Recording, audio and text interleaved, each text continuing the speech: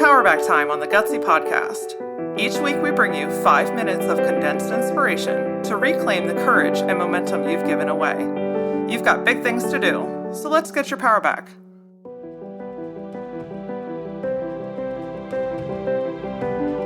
There are two types of people in the world. There are the kind that have a zero inbox or just a couple, or there are the people like I saw on the screen that had 8,497 or some crazy ass number like that, emails in their inbox, all unread. Email has quickly become one of our primary forms of communication, and man, is it a slippery slope. Tone can get lost, details can get overseen, and it can create a disconnect between people. But without even digging into the depths of the communication style itself, today we're going to talk about the crippling need to answer our emails at any given time of any given day. When I first started Works back in 2007, I felt like I had to answer email all day and all night. I mean, people needed something from me, right? They were sending me a message, which meant that they requested a response from me. And in my head, I assumed that they needed it in that instant. I thought I was being a better business person. I thought I was a better communicator. And I thought that I was helping them. Turns out what I was actually doing was training them on what they can expect from me. And that was an immediate response. So then when I would go a few hours or, heaven forbid, a day or two without responding to them, what's wrong?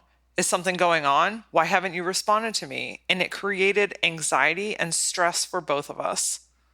It actually took me a couple of years to undo that training that I did with those clients and create a new standard for myself and the way that I communicated. I set up a new expectation by not answering people immediately, by not answering them at nighttime, and most certainly not answering on the weekend. If you're in the type of business where it's not required for you to be on email over the weekend, for instance, if you're on call, yeah, you're probably going to need to be checking your emails. But if you're running a business or working within a business that is not requiring that of you, yet you have created that standard for yourself, you have inflicted a lot more stress on your life than is necessary. And guess what the beautiful thing is? You have the power to change that. This week, I want you to take your power back by turning off the notifications on your email on your phone and not check your email at nighttime or on the weekends. Now, I remember I was in a coffee shop one day and I was talking to somebody about how I don't answer email, especially when I'm on vacation. There's a whole episode in its own.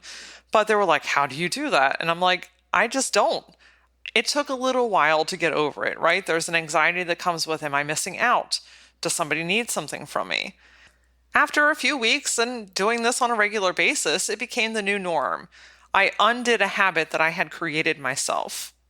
And you want to know something? It is so freeing to not be bogged down with the need to check email.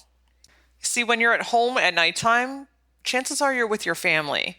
But if you're half with your family but half with your email, then your attention is divided. If you're on your email over the weekend, you're not taking the necessary breaks that your mind and your body needs, which means you've not unplugged and you've never really actually physically left work. And I can remember a scenario where I checked an email on a Friday night, because things just drastically changed and I have to check in even though I just left 3 hours ago. And lo and behold, it was one of those nasty emails. Someone was upset about something. And I immediately go into, oh shit mode. How do I fix this? And then I'm frantic and I'm responding. And how do I fix this for this person? How do I overcome this obstacle? And you know what? That person sent that email, closed their laptop, and went home for the weekend. Meanwhile, I was ripping myself apart for the next 48 hours. They weren't checking back in. They sent what they had to say and went home. I spent that entire weekend worrying, upset, frustrated with myself, concerned. And you know what I wasn't? I wasn't present. I wasn't present with myself. I wasn't present with my family. It was in that moment that I realized that nothing is that important. When I came back in on Monday, It actually wasn't even that big of a deal. I had just misread the tone of the email. I couldn't take back those 48 hours with myself or my family because I had already spent that time worrying. Keep in mind, if it's that important, someone will pick up the phone. And in that scenario, you get to choose how you can or cannot help that person in that moment. The easiest way that I have found to not feel like I have to check those emails day and night, night and weekend, is simply by turning off the notifications. When it's not dinging and binging, when it's not popping up when you're in the middle of doing something for dinner, the feeling of urgency starts to go away. And after some time, you too can break that habit. Join me next week on the Gutsy Podcast. We're going to talk about building a budget. I have a sweet and dear friend, Diana Stone.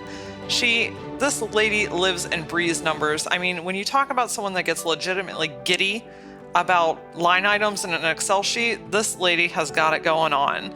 But one of the things I love most about her episode is we can talk about building a budget in a really humanistic way. And just because you build a budget doesn't mean that you have to stop doing the things that you enjoy. Creating a budget actually gives you the permission to spend. Until then, follow the Gutsy Podcast on Facebook and Instagram. And for more Gutsy insight, follow me personally at @ThatLauraOra.